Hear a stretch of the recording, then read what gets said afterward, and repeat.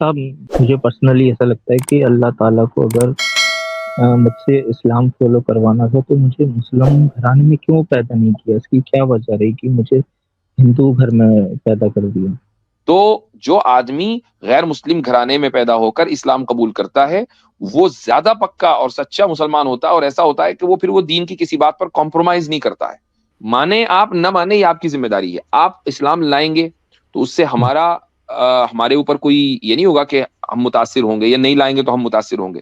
تو آپ اگر آج قبول کرنا چاہیں تو ہم تیار ہیں، آپ کو کلمہ پڑھا دیں گے انشاءاللہ، اور نہیں تو کوئی مسئلہ نہیں، وہ آپ کی مرضی ہے۔ نہیں مفتی صاحب آپ پڑھا دیں، میں تو تھوڑا پڑھا دوں گا۔ اللہ اچھا مفتی صاحب میرا ایک سوال تھا، آپ اگر اجازت دے تو میں سوال جی رکھوں؟ جی سورہ بقرہ کی آیت نمبر 166 میں میں نے اس کو پڑھا تھا، تو اس میں ایسا بتایا گیا ہے کہ اگر کوئی بندہ ایمان نہیں لاتا ہے، اسلام نہیں لاتا ہے اور کفر پر مر جاتا ہے جی تو اس کو اللہ تعالیٰ جو ہے لعنت کرتے ہیں، فرشتے لعنت کرتے ہیں، اور جو ناس ہے پبلک ہے وہ بھی لعنت کرتی ہے۔ تو جی یہ ہاں۔ لعنت سے مراد کیا چیز ہے؟ اس کی رحمت سے دور ہو جانا یا کیا ہے؟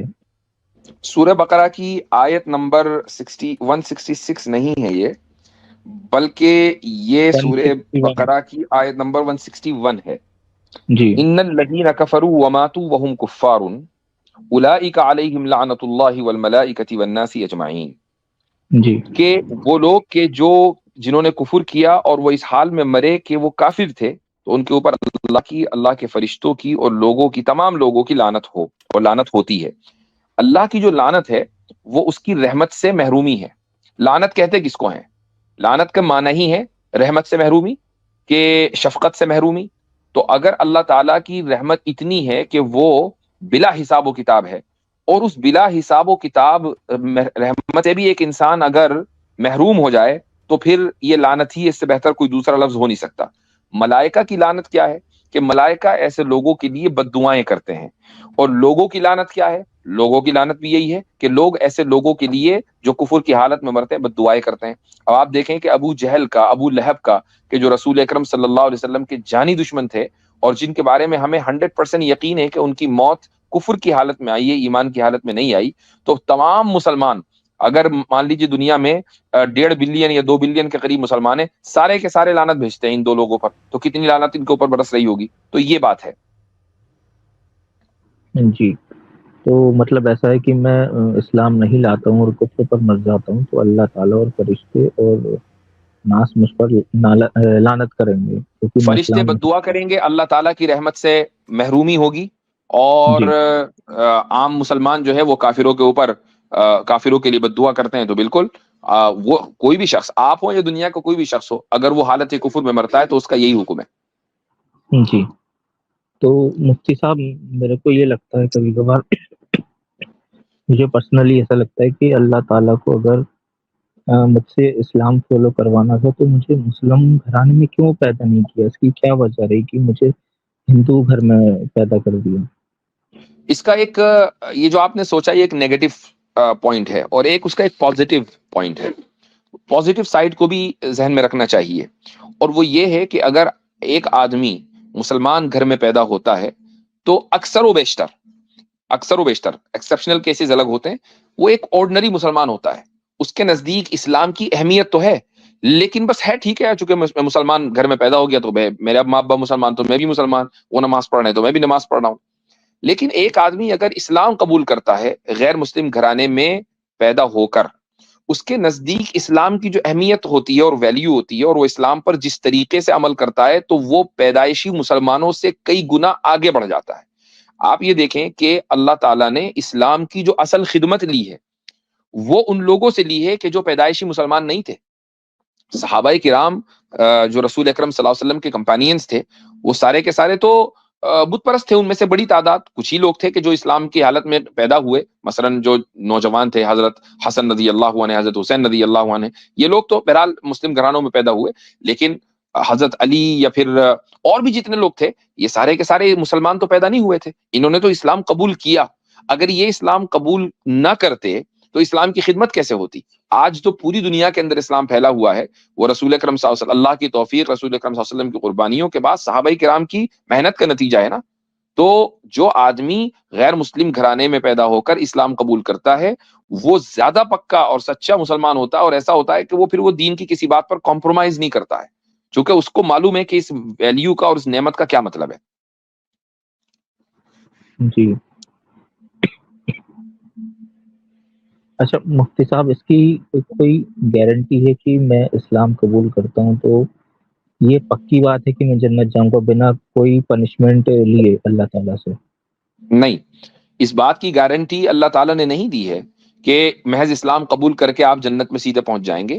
اصل بات یہ ہے کہ اسلام قبول کرنے کے بعد اپنی زندگی کو بھی سدھارنا ہے۔ سورہ عصر قرآن کریم کے 30ویں پارے میں ہے، والعصر ان الانسان لفی خسر الا الذین آمنوا وعملوا الصالحات وتواصوا بالحق وتواصوا بالصبر۔ یہ جو چیپٹر ہے، یہ چیپٹر نمبر 103 ہے قرآن کا۔ اللہ تعالیٰ فرماتا ہے زمانے کی قسم کھا کر کہ انسان نقصان میں ہے، تمام انسان نقصان میں ہے، سوائے ان لوگوں کے جو ایمان لائے، لیکن آگے آگے کیا کہتا ہے، اور نیک عمل کیے اور ایک دوسرے کو حق کی بات بتلائی اور ایک دوسرے کو صبر کی بات بتلائی، صبر کرنے کی ہدایت دی، صبر کرنے کی تلقین کی۔ تو آپ دیکھیں جی کہ جو بھی انسان ہے وہ بائی ڈیفالٹ خسارے میں ہے، سوائے اس کے کہ آپ ایمان لے آئیں، نیک عمل کریں، حق بات کریں اور صبر کریں۔ تو جب تک کہ یہ چار چیزیں آپ کی زندگی میں نہیں ہوں گی تو جنت کی ضمانت نہیں دی جا سکتی۔ خالی اسلام قبول کر لینا کافی نہیں ہے، بلکہ نیک عمل کرنا، اور نیک عمل کرنے کے بعد حق بات کے لیے کھڑے رہنا، اور جب انسان حق بات کہتا ہے تو پھر ڈنڈے بھی پڑتے ہیں تو پھر صبر کرنا۔ یہ چار چیزیں انسان کی زندگی میں ہوں گی تو انشاءاللہ جنت ہے۔ جی یہ سورہ کون سا تھا مفتی صاحب؟ 116؟ 103 103 جی اچھا مفتی صاحب، میں کبھی کبھی ایسا سوچتا ہوں کہ آم،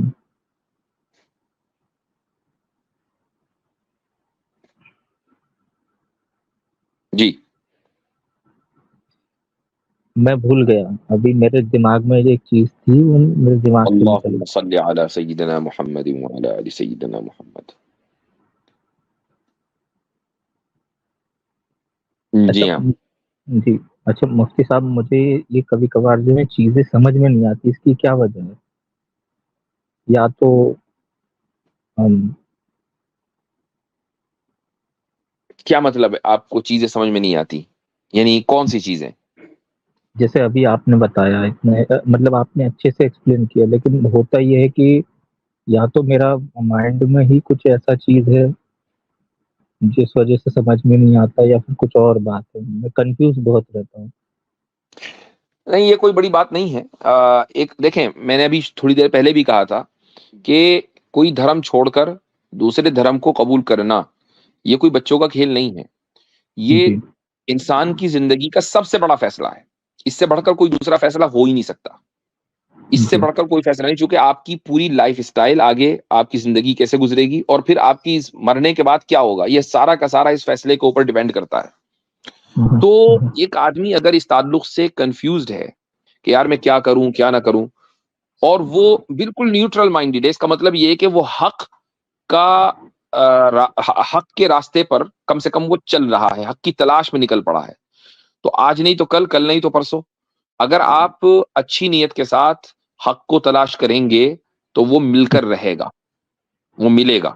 یہ نہیں ہوگا کہ آپ اس کو ڈھونڈ رہے ہیں اور نہ ملے، چونکہ حق ایک روشنی ہے، روشنی کو جب انسان اندھیرے میں تلاش کرتا ہے تو کہیں بھی ہو نا، کہیں سے بھی کسی بھی کونے سے نکل رہی ہو تو اس جگہ پہنچ جاتا ہے آدمی۔ جی اچھا مفتی صاحب، اگر میں ایگنوسٹک رہ کے اپنا جیون کو پالن کرتا ہوں اور اسلام نہیں لاتا ہوں تو میں کہیں نہ کہیں جو ہے نقصان کر رہا ہوں خود کا۔ بالکل،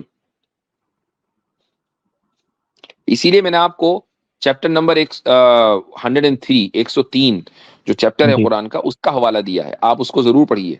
اس میں کیا جی ہے کہ بائی ڈیفالٹ ہر ایک آدمی نقصان میں ہے، وہ چاہے ایتھیسٹ ہو کہ ایگنوسٹک ہو کہ پالیتھیسٹ ہو کہ پینتھیسٹ ہو، کوئی بھی ہو، ہر ایک آدمی جو ہے وہ نقصان میں ہے، سوائے ان کے اس آدمی کے جو ان چار چیزوں کے اوپر عمل کر رہا ہے۔ جی جی اچھا مفتی صاحب، میں اس کو کس کے ٹرانسلیشن سے پڑھوں؟ ٹرانسلیشن بہت سارے ہیں. عاصم بھائی بہت دیر سے خاموش ہے. عاصم بھائی کچھ ریکمینڈ کریں گے آپ ان کے لیے مفتی صاحب ٹرانسلیشن؟ جس سے آپ ہندی آتی ہوگی صحیح سے، اردو کی تو ٹرانسلیشن نہیں پڑھ پائیں گے. تو فاروق خان صاحب کا ہندی کا ترجمہ ہے. جی شکریہ شکریہ. مجھے ڈیزاسٹر بھائی نے لنک دیا تھا، وہ کہہ رہے تھے کہ آپ چلے جانا اور کچھ بھی سوال ہو تو مفتی صاحب سے پوچھ لینا. جی ہاں. جی تو فاروق شکریہ. صاحب کا ترجمہ ہے، اس کو آپ ڈاؤن لوڈ کر لیں، انشاءاللہ مل جائے گا. تو جی وہ آپ پڑھیے اور اس کی روشنی میں انشاءاللہ کوئی سوال ہو تو پھر ضرور آئیں. اچھا مفتی صاحب، میں ایسا نہیں کر سکتا کہ میں نان مسلم رہ کر جو کام کر سکوں، مطلب بیک ڈور سے میں کام کر سکوں بنا اسلام لائے؟ نہیں تو دیکھیں ایک بات سنیے. سب سے چیز یہ ذہن میں رکھیے گا کہ آپ جب اسلام لاتے ہیں نا تو آپ مسلمان کے لیے نہیں لاتے، آپ اسلام قبول کرتے ہیں اپنے لیے. یہ آپ کا اور آپ کے مالک اور آپ کے کریٹر کے درمیان ایک معاہدہ ہے. اس کا مجھ سے یا دنیا میں کسی بھی دوسرے مسلمان سے کوئی لینا دینا نہیں ہے. جی ہمارا کام صرف یہ ہے کہ ہم آپ کو ایک بات یاد دلا دیں اور آپ جی کو بتا دیں کہ بھائی دیکھو ہمارا ایک بنانے والا ہے اور اس کا ہمارے اوپر ایک حق ہے کہ ہم اس کو مانیں. اب جی ہمارا کام ختم ہو گیا. مانے آپ نہ مانے یہ آپ کی ذمہ داری ہے. آپ اسلام لائیں گے تو اس سے ہمارے اوپر کوئی یہ نہیں ہوگا کہ ہم متاثر ہوں گے، یا نہیں لائیں گے تو ہم متاثر ہوں گے. یہ آپ کا پرسنل معاملہ ہے. اب یہ جو آپ نے بات بولی نا کہ بیک ڈور سے کام ان لوگوں کے لیے ہوتے ہیں کہ مثلا اگر اس میں مان لو مسلمانوں کا کوئی فائدہ ہوتا آپ کے اسلام لانے سے تو میں آپ سے کہتا کہ ہاں یار تم جو ہے نا بیک ڈور سے اپنا کام کرتے رہو تو ہمارا کچھ تھوڑا بہت فائدہ ہو جائے گا. یہ ہے بیک ڈور. لیکن اگر الٹیمیٹلی نقصان بھی آپ کا ہی اور فائدہ بھی آپ کا ہی تو پھر بیک ڈور اور فرنٹ ڈور کچھ نہیں ہے. جو جی بات ہے اس کو قبول کرنا پڑے گا. حق، اسی لیے میں نے اس میں ایک لفظ بولا حق کا جی کو اختیار کرنا پڑے گا، ٹروتھ کو، اور دوسروں کو حق بتانا پڑے گا، اور اس کے نتیجے میں اگر کوئی چیلنج آئے زندگی میں تو اس پر صبر کرنا پڑے گا. جی مصطفیٰ اس میں جیسے ایک پوائنٹ میں ایڈ کرنا چاہ رہا ہوں کہ بہت سارے لوگ جو ہے وہ سماجی یا معاشی اس طرح کے پریشرز میں ہیں جس کی وجہ سے وہ مطلب دل سے تو بالکل لانا چاہ رہے ہیں، ایون مسلم ہو بھی گئے ہوں گے، لیکن جو ہے وہ کہہ لیں گے کسی نہ کسی کشمکش میں. تو وہ دیکھیں بھائی ایمان تو لے آنا چاہیے اور پورے دین پہ ایمان لے آنا چاہیے. باقی ہے کہ عمل کی جو بات ہے تو وہ یعنی کہ آپ کو حالات جتنی اجازت دیتی ہیں اس پہ آپ عمل کریں، اس میں کوئی کوتاہی نہ کریں. ٹھیک ہے، رائٹ. لیکن یہ طریقہ نہیں ہے کہ ہم جو ہے یہ کہیں کہ یعنی بیک ڈور سے یا کوئی اور طریقہ، کیونکہ اسلام کے اندر جو ہے وہ اس طریقے کا چھل یا کپٹ نہیں ہے. ٹھیک ہے، اسلام ایک صاف ستھرا ہے نا، اس میں کوئی چھل کپٹ کی بات نہیں ہے، کیونکہ بھائی حق کے بالکل اندر کوئی چھل کپٹ نہیں ہوتا. تو اب رائٹ. اس کو دھیان میں رکھیں. آپ جی کے اوپر اگر کوئی سماجی یا کوئی دوسرے پریشرز ایسے ہیں جس کی وجہ سے آپ بہت ساری چیزوں پہ عمل نہیں کر سکتے تو وہ ایک جی علیحدہ موضوع ہے، ایک یعنی کہ سمجھیں کہ ایک ڈفرینٹ چیز ہے. لیکن آپ کو پورے جی یعنی کہ آپ کو لگ رہا ہے آپ کنونس ہو گئے اسلام سے تو آپ کو پورے اسلام پہ ایمان لے آنا چاہیے. ہاں، جی یعنی ان کا کہنے کا مقصد یہ ہوا کہ آپ پبلکلی اس کا اظہار اگر کسی وجہ سے نہیں کرنا چاہ رہے ہیں کہ بھائی میں جی مسلمان ہو گیا، چاہے وہ فیملی پریشر ہے معاشرے کا، تو آپ اظہار نہ کریں. اگر صرف آپ اپنے دل میں ایمان رکھ رہے ہیں کہ بھئی ہاں ایک اللہ ہے اور جیسے جیسے وقت مل رہا ہے آپ اس اعتبار سے دین کے اوپر چل رہے ہیں، عبادتیں کر رہے ہیں جہاں جہاں موقع مل رہا ہے، اور اس طریقے سے آپ کی نیت یہ ہے کہ میں at the end of the day کچھ دن کے بعد جا کر میں اپنے اسلام کا اعلان کروں گا یا میں یہاں سے منہ ہو جاؤں گا، کچھ بھی جو بھی جیسے مجھے موقع ملے گا، تو وہ ایک الگ مسئلہ ہے، یہ بالکل الگ چیز ہے. لیکن یہ ممکن نہیں ہے کہ آپ اسلام نہ لائیں اور کہیں کہ جی میں بیک ڈور سے اچھے کام کر رہا ہوں. جی مفتی صاحب، میں کبھی کبھار نا بہت گھبراتا ہوں کیونکہ آج کل جو ماحول بنا ہوا ہے اسلام فوبیا نا انڈیا میں چرم پر ہے. مطلب جی اور ہاں. میری پہچان کے 2 بندے اور ہیں، وہ بھی نان مسلم ہیں، وہ بھی اسلام کو قبول کرنا چاہتے پر وہ کسی نہ کسی فیملی پریشر یا سماجک دباؤ کی وجہ سے وہ نہیں کر پاتے. وہ بس کہتے ہیں کہ ہم بھی جو ہے پیچھے سے جو کرنا ہے وہ کام ہے وہ کرتے رہیں گے لیکن ہم لائیں گے نہیں، دکھائیں گے نہیں. ہاں تو وہ دکھانا کوئی ضروری نہیں ہے، خصوصاً اگر آدمی کو جان کا خطرہ ہے یا پریشر ہے تو دکھانا پبلک میں کوئی ضروری نہیں ہے.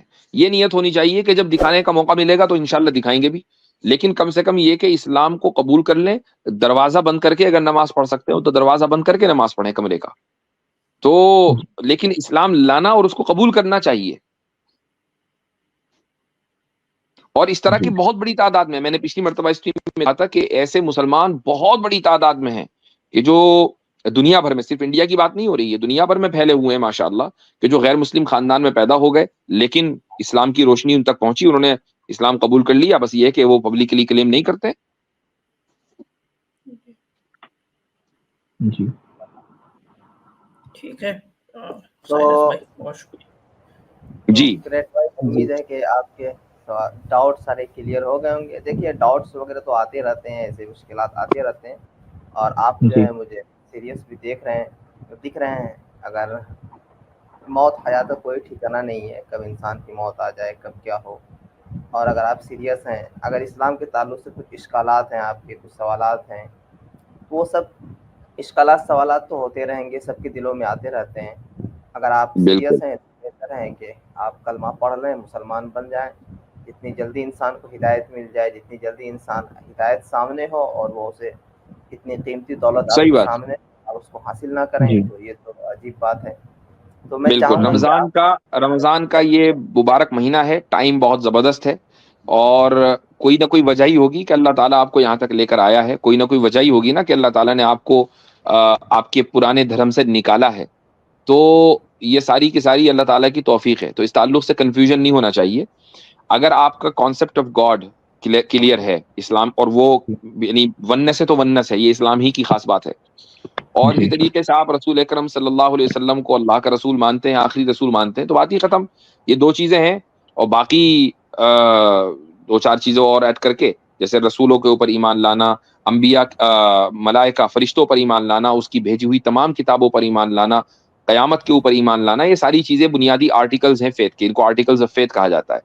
تو آپ اس کو اگر مانتے ہیں تو باقی پھر قرآن پڑھتے رہیے گا، مطالعہ کرتے رہیے گا. کوئی چھوٹا موٹا سوال ادھر ہوا، اول تو ہونے کا نہیں، لیکن اگر ہوا تو آپ ہمارے پاس آ جائیں. لیکن میں سمجھتا ہوں کہ اس معاملے میں دیر نہیں کرنی چاہیے. اور اس کا مطلب ہرگز یہ نہیں ہے کہ آپ پبلک میں جا کر اعلان کریں کہ میرا نام فلاں ہے اور اب میں مسلمان ہو گیا ہوں. جی کلمہ پڑھ لیجیے، آپ یہ کر سکتے ہیں. تو آپ اگر آج قبول کرنا چاہیں تو ہم تیار ہیں، آپ کو کلمہ پڑھا دیں گے انشاءاللہ. اور نہیں تو کوئی مسئلہ نہیں، وہ آپ کی مرضی ہے. نہیں مفتی صاحب آپ پڑھا دیں، میں تو تھوڑا پڑھا دوں گا. چلیں الحمدللہ ماشاء اللہ. تو آپ کہیے اشہدو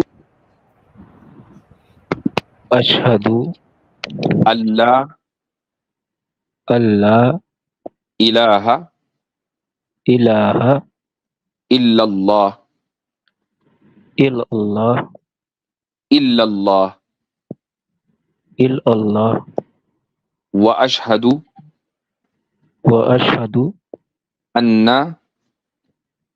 ان محمدن محمدن عبدہ عبدہ ورسولہ. ورسولہ.